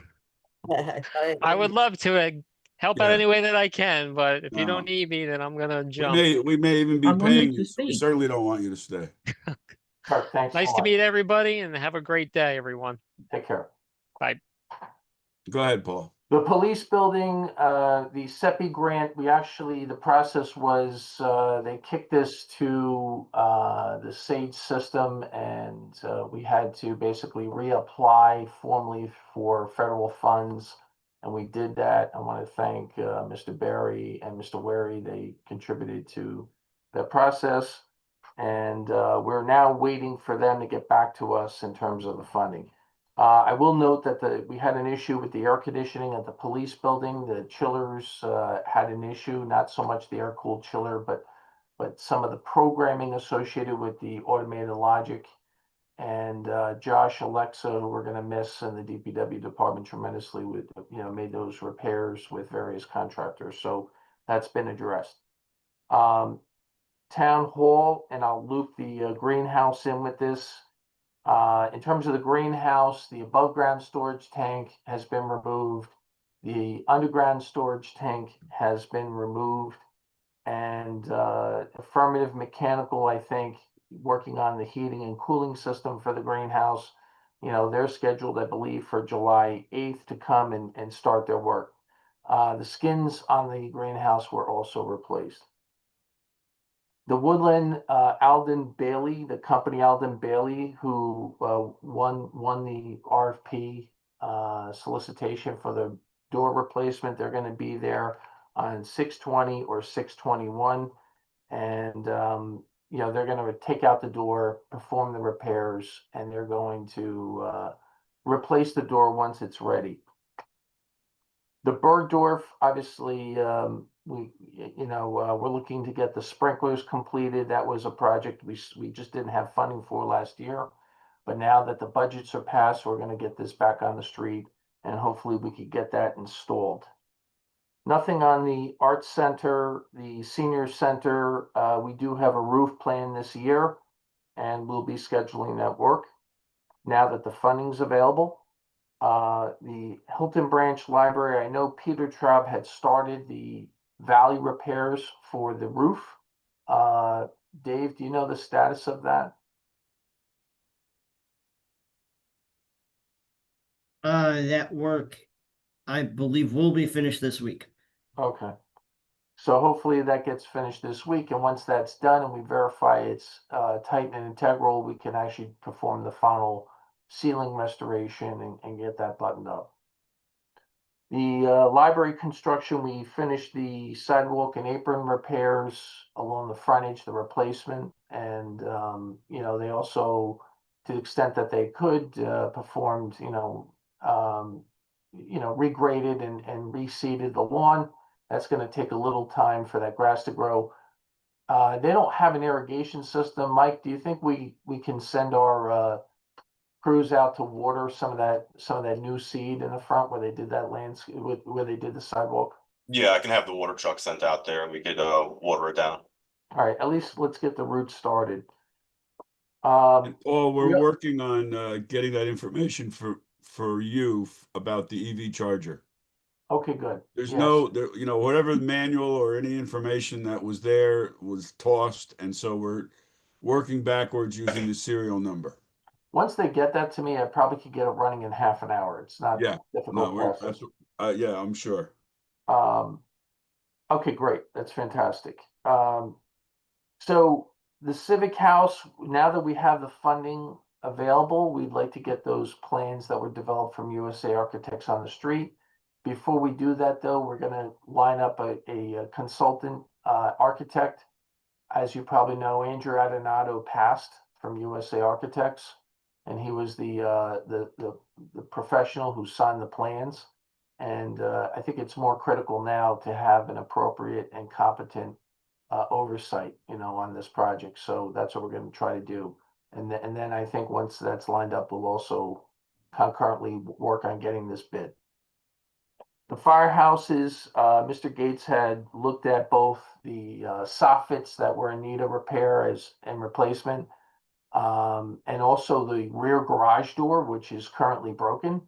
It's one of the largest garage doors, I think, on the East Coast, and it was very heavy, and all the springs broke, and the door currently doesn't work on the Boyden Avenue Firehouse. So we're going to divide this in thirds. That's what the fire department's requesting, and that actually requires footings and supports. So that's why we're incorporating an architect, and Mr. Gates, who hasn't done work with the town in a long time, he's going to work on that project.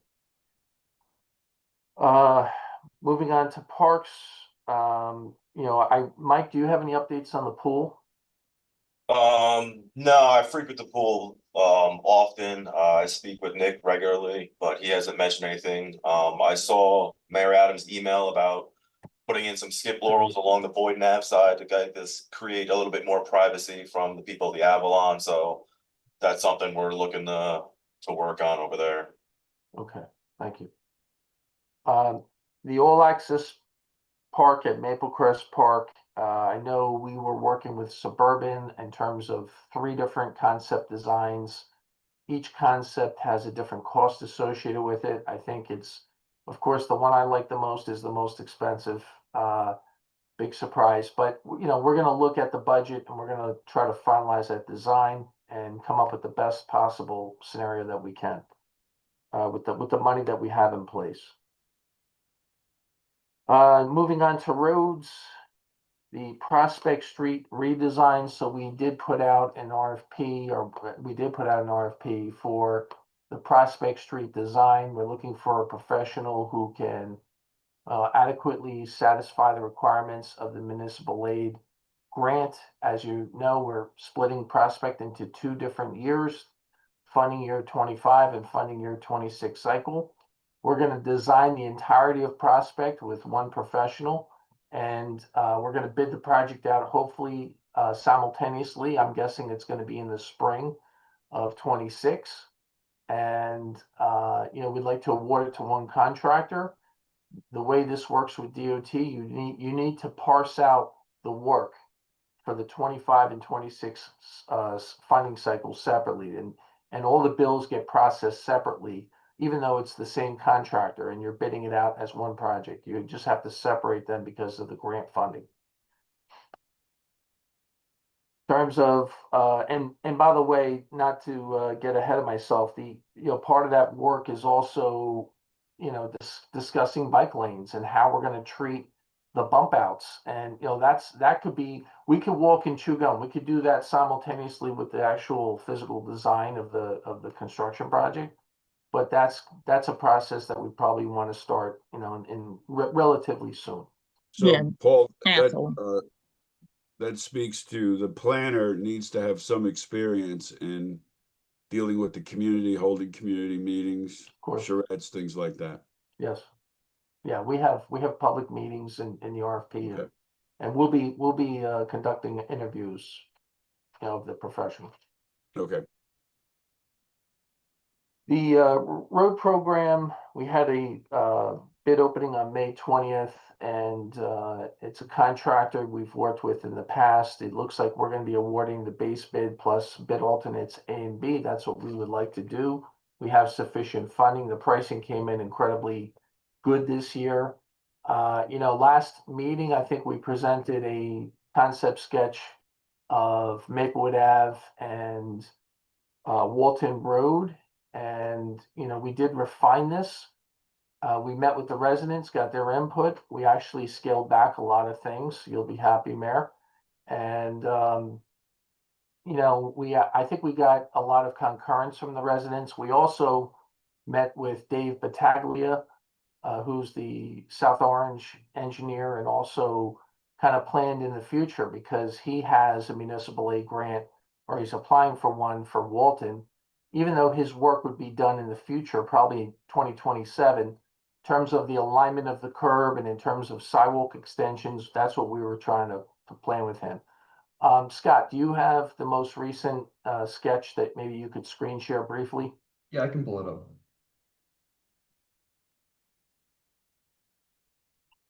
Can you all see my screen? Yes. Yeah. So last time, I think you saw on the south side, we had basically a curb extension. which also featured a rain garden. And in talking with the resident, they thought it was a bit much. They were very kind in talking with them, but they thought it was a bit much, and we agreed with them. So we actually reduced the scaling and size of this bump out. We did maintain minimum dimensions, we believe, to properly align cars along Walton Road. And the whole idea is to try to bring stability to this intersection. Right now, cars, we witnessed many times cars flying through Walton Road, making a left onto Maplewood Ave.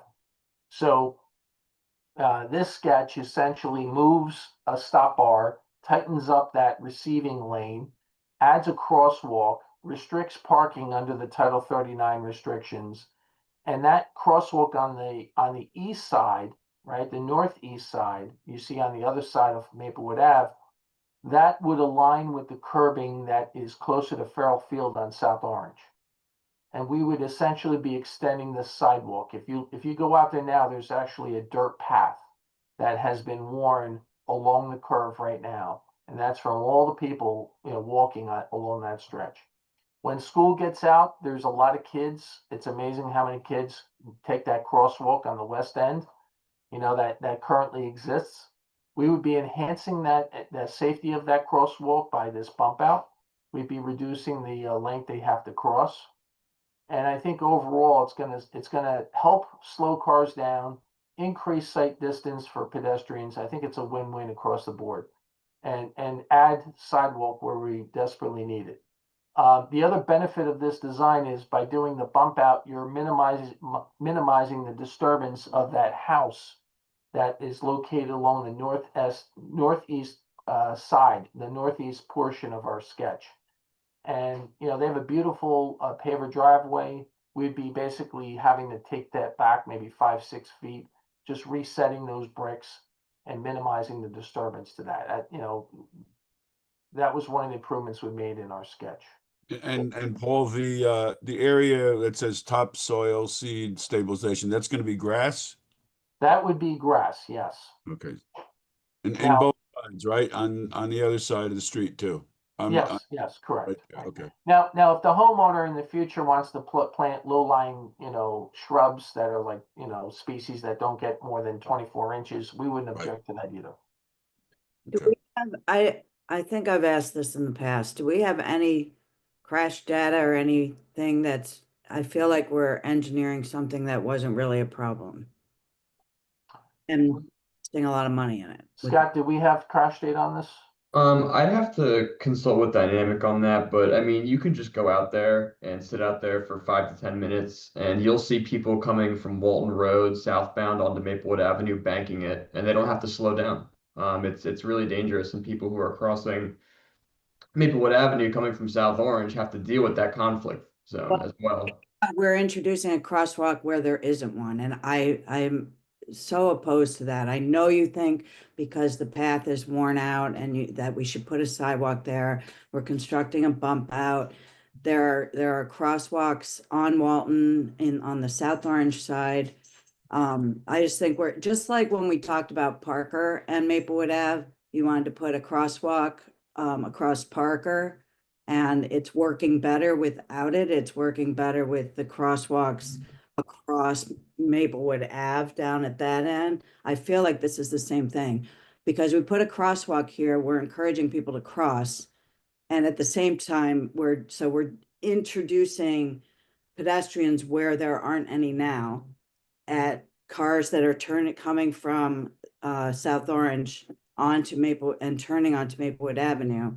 I just think that's a really dangerous choice. And yeah, I completely disagree with a lot of this still. Yeah, I respect your opinion, and I think West Parker, I don't know if you could take those conditions and apply it here. I'm just suggesting that we're creating this intersection where it's going to be safer. I think it's going to slow traffic down. We're reducing pedestrian crossing distances. And, this also aligns with DOT's, requests, and they're looking to increase pedestrian traffic because because and add crosswalks, because they know at intersections, that's where people cross. So people are crossing there now, whether we have the crosswalk or not. You know, our position is Okay, let's make it safer. so look, you were asked to provide some crash data. If you could do that, Yes, you could we give us will. some speed information. I'm actually in favor of this. I think it's consistent with our complete streets policy. I think it's consistent with the master plan, which talks about more walkability, but we don't need to make a decision today. Let's get more information to make Fine. sure That's that we're fair. moving in the right direction. Okay, Okay? thank you. I just Scott, wanted could you to stop ask, sharing this? Yep. has a stop sign been considered there? That's all I wanted to ask. A stop sign for people Well, just to on slow Walton? people down, like the description of people coming down Walton very quickly onto Maplewood Ave. I just wanted to know some background. So maybe when you get the crash test data, you can tell us a little bit about some of the other considerations that you've thought of for slowing people down. Sure. There's a warrant analysis that's required for a stop sign, and basically one of the requirements is you want to see balanced volumes of traffic. So we could talk to Dynamic about that and what they're, looking at the data. Or like a yield to pedestrians, something else to slow them down. So anyway. There's nothing. They ain't slowing down. I also want like a cost estimate on this because you're introducing bump outs, which are expensive, and encouraging again. I think the crosswalk across Maplewood Avenue is a bad idea. Okay, we'll provide the cost estimate. I'm just going to agree with Vic that I am for making it safer for pedestrians to move around in ways other than vehicles. Yeah, so I'm totally Another- for making it safer. I think that crosswalk coming from South Orange across Maplewood Avenue actually makes it more dangerous, and not having them cross Walton instead of across Maplewood Avenue would be safer. Okay, Well, well, the we're gonna beaten discuss it path again next shows that meeting. people are using it, so Yeah, people are I would using. agree. Okay, we got a lot more to do, so I know you all want to leave. Paul, just one question on the road program. We've received an email yesterday about Brook Lane that we said we promised it was gonna be done. Is that gonna be included? It is included, and I responded to that email last Okay, night. So, okay, thank you. sure. So let's move on with the rest of the issues on anything on the county program.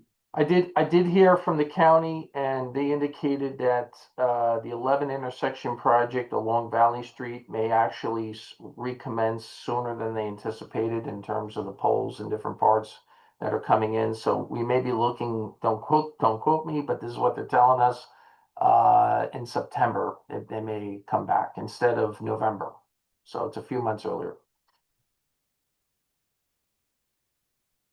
Dave, you have your hand up? You got a question? Yeah, Vic, we did get notice from the county. They're at the very beginning stages of a design for Irvington Ave. We're gathering and pulling that information together. I just wanted to say something so that it didn't blindside you in the future. Irvington Ave more than they've done already? Yes. Specifically related to signals and crosswalks. Okay. Yeah, and then once we get that, we would probably want to have a meeting with some of the merchants there and the property owners. Yeah. Okay. Anything on CDBG, Safe Routes? Yeah, CDBG, we had a meeting with the county and DLS, who was the low bidder for the latest funding cycle for CDBG, and I think it was a good meeting. We have to provide some documentation to CDBG. Craig Lombardi did retire, so Sal Carnival is now kind of running the show there, but Craig Lombardi, he was very helpful with us in terms of getting programs through. He retired. But we did have a good meeting, and we're looking forward to getting a schedule from the contractor and issuing a notice to proceed. So I saw a public notice of, I guess, the county's application for new CDBG. Were we not included in that? A notice for receiving applications? No, I saw a notice that they did a public notice. It was in the newspaper. I saw a notice and it listed all their projects. I think it's for the upcoming year. Can you send that to me? I'd like to look Yeah, I at. don't know if I can. I don't know if I have it, but okay. All right. As Give, far tell as I us, know, tell us how you're messing up Springfield Avenue. So yeah, Springfield Avenue is a challenge, quite frankly, because we have two projects going on. One is, it's not our project, but New Jersey American Water, they're replacing out the lead and galvanized services, and doing that with, in combination with our curb work that's currently ongoing with DLS. It's been a challenge, and Nicole Wallace has been excellent in terms of trying to administer this and update her merchants. I think part of the frustration on her part and my part is that the noticing sometimes differs from what the contractors indicate they're going to work on. And that happened yesterday. There was a snafu where the contractor for New Jersey American Water went farther and wasn't exactly in line with what they said they were going to do. So some of these merchants, the road was completely shut down in that location, and the police have been working hard at trying to direct traffic. It's just frustrating for everybody when things aren't aligned. Yep. Okay. So we're trying to get daily updates, what they're going to work on the next day. We're trying to get this resolved. Yeah. We just have to keep remembering to tell, let them know that there's, something better at the end of this. A brand new road's going to be paved, new, water system's going to be future-proofed, all that kind of stuff. Yes. All right, let's go to stormwater. The smoke test, Patrick and Paul, update.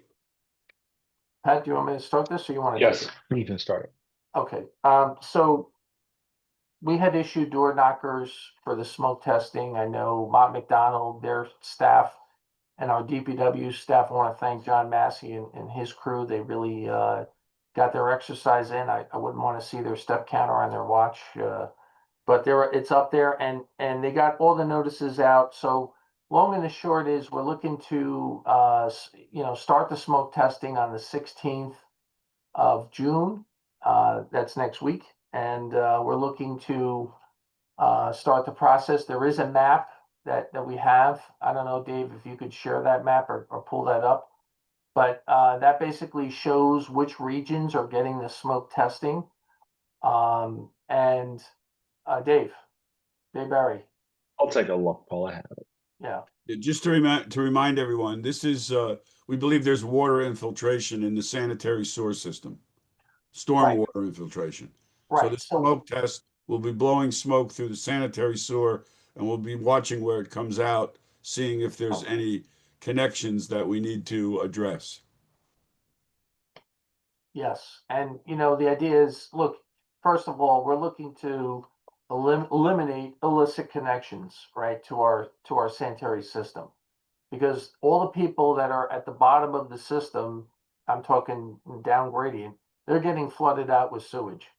So the system itself is designed to accommodate the flow and have capacity. The problem is, we believe there's illicit connections, which can be street connections. It could be a street inlet that's connected. It could be, a sump pump that's connected from a residential house. Could be a roof leader, right? That's connected. So by smoke testing, you identify these things that may be inappropriate connections.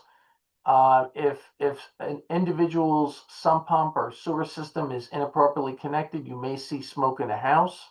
If that happens, that's a concern, because that also means they're getting sewer gas. So it's a health and safety issue, and you really solve multiple issues at once when you smoke test. Yeah, okay. So is it someone going to show a map? Okay. Yes.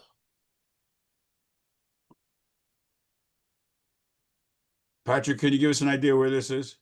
Yeah, so on the left of your screen, this is Valley Street running north-south here. Going out kind of the long straight at the bottom here is Elmwood Avenue. And then the boundary on the right-hand side is Franklin Terrace and along the Maplewood Irvington border. This is Irvington Ave right here in the corner, and then running along the top. So basically, we'll be running in the northeast section of the town between Valley and the Irvington border, north of Elmwood Avenue, Oakland Road. We will, in addition to the door knockers that have gone out to every resident, we will be putting out a standalone comms piece this week, making the public aware that this is going on next week, and we can provide updates on the progress as we go along if we end up deviating from this 5-day schedule. Okay. Great. Thank you. We talked about this in the past, and we were just want to make sure we're doing it and doing it right as far as notification. It sounds like we're meeting, doing what we said we would plan to do. Dave? We've had a half dozen residents reach out with questions. All the questions are exactly what Mott anticipated they'd be. So we've been very well prepared, and everyone that's reached out has left their contacts fairly satisfied. Great. Thank you. The stormwater utility, what's Patrick, the status on the billing? We have a meeting today with, and so the reason for the delay, I'll start there, is that we are reconciling our impervious surface mapping with our tax mapping, because we'll be using the tax data to make or to pull all of the names and addresses for property owners as the billing goes out, which is the same as we do for the storm or for the sewer billing. And we have some issues to resolve before we finalize that data. So we have a call today with our people who put together our tax data and who put together our GIS mapping, as well as Arcadis, our consultant for the stormwater utility. And we hope to resolve that after today's call, hopefully somewhat quickly. We can delay sending out the sewer and stormwater bills until the end of June. So that's our goal, is to get this billing sent out before July 1st. Okay. And then, Paul, we're putting together, we have some projects we're implementing this year. We talked about having a sign letting people know that these are funded through the new stormwater utility fee. Where are we with all that? So we have a sign design that we drafted, and we're gonna finalize the design and actually get one manufactured. We do this often with CDBG as well, so Right. it's not new to us. We've done it before, and we'll come up with an appropriately sized design sign that will show people, look, this is where your money's going. What's going to be the first project under the utility? It's probably going to be Tiffany Place is, that's ready to go out as a Right. bid package. We're just buttoning up a few things, and we're going to get it on the street. Okay. So I think we want to, Patrick, let's do some kind of press around our first project. Yeah. And then what else is what we could expect this year? Well, we have Meadowbrook as well, Meadowbrook Place. So the plans are designed and finished. We just, Mr. Scheer just sent that over to the condo association, and we're looking for their input there in terms of the easements and the plan. So we will be submitting for DEP permits. We don't think it's going to be anything like Maple Terrace.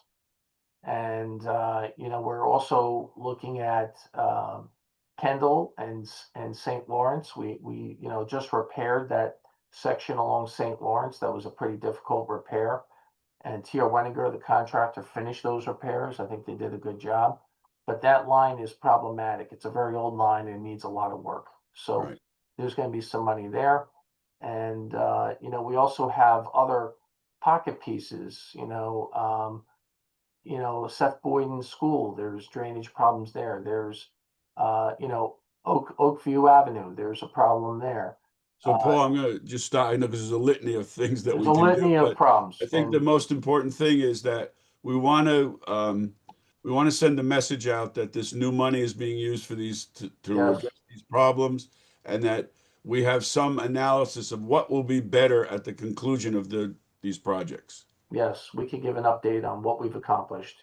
Okay. Maple Terrace, I know we have been in communication with DEP and they haven't been that cooperative. No, and I've been CC'd on the emails. Fred Share of NV5, he keeps pushing DEP for an answer and they keep ignoring us. So we haven't really received a proper update from them. It's one thing if they say, yeah, we received everything, and we'll get you a decision by such and such date. They haven't done that. So the So, next, can we get the mayor to contact her liaison in the governor's office and get some of this pushed? Yes, Can you work with the mayor on doing that? I'm happy to work with the mayor on that. Sure. Patrick, you okay with that? Yeah, and I have some contact there as well. Okay. okay. Dean, are you unmuted? Yeah, I just wanted to mention that on the homeowner side, this is something that we can talk about internally with legal. I mean, basically, there's some concerns about the easements that were received. Everyone understands, I think, the temporary easement during construction, that makes a lot of sense. I don't think there's any issues there. But the in perpetuity permanent easements seem to be very broad and expansive to homeowners. They have reached out for legal review on their end. They think that we could probably do the same thing, meet our needs, the township's needs in terms of ongoing maintenance with access agreements. The current permanent easements seem to be really broad in terms of property use and transfer of property, and even possibly affecting value of property with such an expansive easement. So I'm just kind of giving you insight on what the homeowners have been talking about and why we haven't received those back yet. Yeah, that's my update. So Patrick, can you follow up with that and maybe we can do if they have legal counsel, they can talk with Jennifer and we can get this moving. Yes. Okay. East Branch of the Rawway now, we had a meeting, our internal side. A year ago, last May, we met with the folks along the river from Oakland to Jefferson, presented the plan to them that the town would do the work. And then we would bill back to the residents over 15 years. Um, we left it that if anyone was interested, they would come back to us, but we really needed the group to kind of agree that there was never an agreement. So we're now letting the property owners know that that plan has not been accepted by the residents. So, um, there's no further action on our part unless people want to have more conversation. Our position is that this is private property and there are certain responsibilities that each person has there, both to their own property, to the river, and to their neighbors. So Patrick's going to be sending a letter out to all these folks. Yeah, and it's circulate the draft of that is complete. I'll circulate that draft today. Okay. Traffic calming. So the middle school, I kind of stepped on the lead. They were one of 3 of 500 proposals under the New Jersey State Board Association under the STEAM program. So they're going to be going down to Atlantic City in October and may actually win the prize. So we'll see what happens. It's really cool. They are going to be testing their scissor gate this week. Paul, we got an email from them this morning. So if you could follow up on that, they need the police lock, the universal police lock for the box. And also they want a fluorescent sign to be used for the box. Mike, maybe we could give them a 3252 lock. Oh, I like when you talk like that, Paul. A 3252. We should all have one of those. And then figure out the sign. I think they're looking for the sign, so we can get that to happen. Okay. Traffic calming. So Deputy Mayor Herman raised the issue of the crosswalk at Boyden Avenue.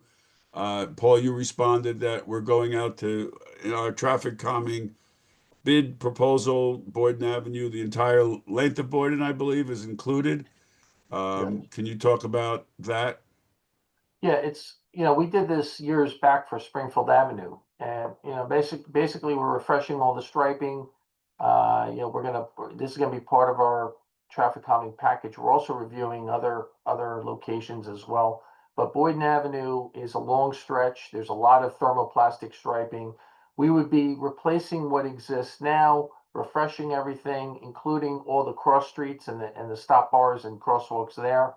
And we'd also be looking at adding do not block the box at Meadowbrook Place, which was a request that was made. We'd be adding that as Right. well. Okay, great. Malia, you have anything more? I wonder if you're looking at the area around like Corner Slice, um like if there's talk about a crosswalk, like a stop sign or any kind of traffic calming right there where we see a lot of more increased foot traffic than we have in the past. We could take a look at that. That's something that we can look at, Deputy Mayor. Yeah, There that'd be is a great. crosswalk. I think it certainly would lend itself to one of the high intensity beacons there. Yeah, I would think Because so. you have that coming up the hill, there's a turn there, so you have some sight distance issues. But the beacon would be, I think, a good idea. Yeah. Yeah, it was the Okay. business owners in Maplewood Wheelhouse who were like looking directly at it and had some Yeah, questions. that you get a lot of stories from that crossing guard there. Anything else on traffic calming? Any other applications, Dave, we should be looking at, thinking about? Not as current. We have Okay. one or two out in orbit, but the residents haven't returned with signatures as yet. Okay. Anything else on traffic calming, anybody? Okay. Recycling waste, anything? I'll add that hitting the streets today is the revised recycling RFP for collection. We worked with South Orange on this. We took their comments and input, and last time I think South Orange actually handled the bid package process. This year it's going to be us. So Ellen had a conflict, or she's not going to be available, so we're handling it. And we completely rewrote the spec. We're hoping to we're trying to improve on what we've observed last time. All the problems and issues that arose, we tried to fix at least partially in the spec. So hopefully it works. Okay. I have a question about recycling. In Environmental Advisory Committee, it came up again about can we pick up paper and cardboard from commercial businesses instead of the businesses having to outsource themselves?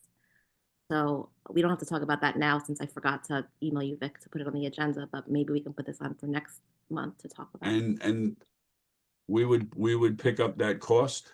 Well, I'm just That's curious I've always been curious about why we provide recycling for residents, but we don't provide them for businesses.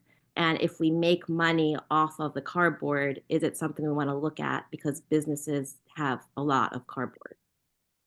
Yeah, I think, Paul, you addressed that. I feel like recently answered that as far as the cost per definitely would exceed the benefit of the recycling sales, but they can drop off stuff at DPW all the time, right? Yeah. So They don't do that. And the reality is that cardboard does not get recycled. I mean, it all ends up in the same garbage stream. Yeah. So the mayor is correct. It is open for recycling for any commercial entities that want to do that. And I have seen commercial here. The prevalence may be to throw it out, but I've seen commercial companies here. If we take on the cardboard, we are going to incur more costs. It's going to cost the town money to do that. I think we would have to weigh the benefit of that versus the cost. I did speak with Dominic D'Antilio from the Essex County. He's our liaison for recycling.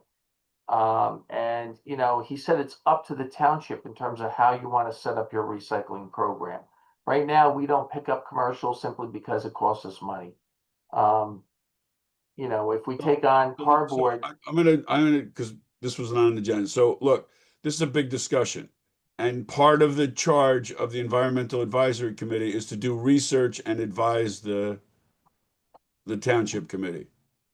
So I would push it back to the Environmental Advisory Committee. If they think that this is something that we should consider, then they should present us with some information, some proposal for us to consider.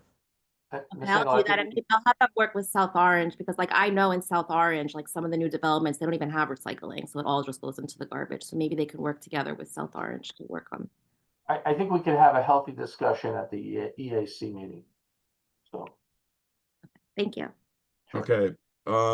Anything on jitneys? So I just want to add that we did meet with the village of Ridgewood yesterday. Mayor, you know, I think you asked us to meet with them, and they were very pleasant, and we tried to accommodate them as much as we could. We you know, allowed them to walk through the jitney. We went through the entire program, the good points, the bad points. I think overall, Mike, they were impressed with our program, the fact that it's been running so long. They asked many intelligent questions. We didn't have all the answers. There are a few I have to get back to them with answers on. And they also wanted to run one of the routes. So we're going to organize that with our head jitney driver, Pierre. He just couldn't do it yesterday, but we're going to accommodate their request in the future. So that'll be planned very soon, I imagine. Well, they could just come when the route is being driven in the morning. I don't want to. I'm happy to help them. This is literally the third time I've helped Ridgewood with various things. I don't know why, but I think it would be fine if they rode the jitney, like with your permission in the morning or in the afternoon. I don't want to tax our employees or our jitneys just to give them a tour. There's a lot of towns with wood in their names, so don't make this a habit. Yeah. Ridgewood, Maplewood, Parkwood. Okay. So, Patrick, I had requested us to take a look at eliminating or waiving the 10-day internal for bus hiring process for bus drivers, jitney drivers. Yes. You thought that was a good idea? Did anything come of that? It's done. I spoke with their union rep. They agreed. We gave that direction to Mr. Kittner and Miss Fritzen, who manages a lot of the internal Okay. advertisements. So we'll run those concurrently now. Okay. Thank you. Old business, the overnight parking and public, what's the status of the signage? I'm expecting the signs today. I spoke with National Highway Product yesterday, and they said that they're en route to be delivered today. Okay, and then once they're all in, then please coordinate with the clerk's office, and so we can do some public campaigning, and also the police. They're going to have to enforce this, so we'll mention it tonight at Public Safety. Will do. Herminia Farmers Market.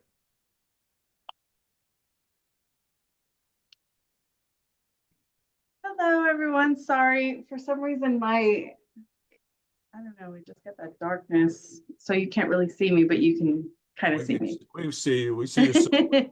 I'm the anonymous Very figure arty, by the here, way. It's even very, though my name arty. is here.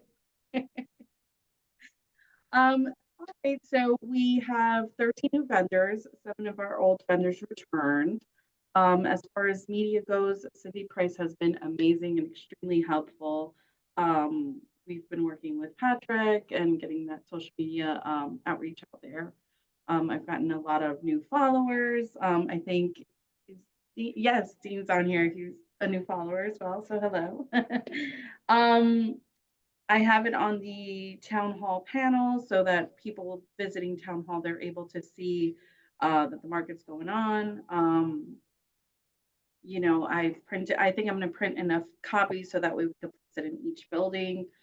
And Nicole has done her stuff on her social media and like Facebook and stuff like that. And I'm going to see if she can get me on the panels as well. So, I mean, for the past 2 weeks, it's been pretty good. You know, the first week, of course, we had beautiful weather. This Monday was a little rainy and not a lot of people wanted to kind of take that risk.